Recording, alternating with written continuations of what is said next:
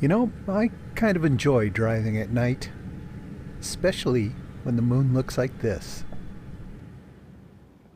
And that, all by itself, would have made for a perfect nighttime drive. But there was a bonus. So I had planned to get up early anyway because I wanted to see if the migration had started, if all the birds from the north had started coming through. But as I was contemplating what time to get up, an alert came through for an aurora borealis outbreak. So instead of leaving at 3 o'clock in the morning like I'd planned, I left at 10 o'clock at night. And I'm so glad that I did. With that glowing sky and the moon providing the illumination for the foreground, you just couldn't miss. It was bright enough even to shoot video. That's not something that happens very often.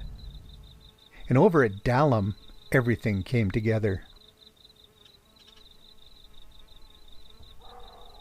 Looking up at the church around 2:30 in the morning, there was just me and a dog to enjoy the show.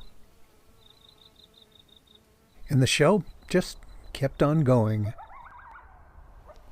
Look at the color of those lights above the Red Deer River.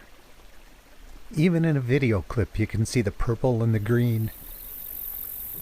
And over at lovely little Dorothy, man, that sky was just waving back and forth. Funny thing though, it was nearly silent.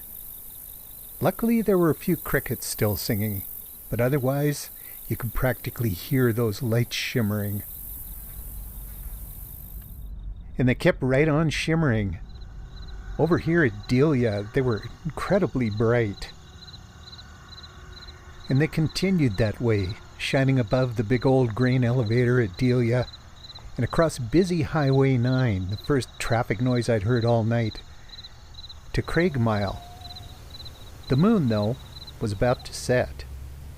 Its traveling was just about done for the night, and as its orange glow settled in the west, the sky over to the east started to get a little bit brighter, and with that brightness, the aurora pretty much disappeared.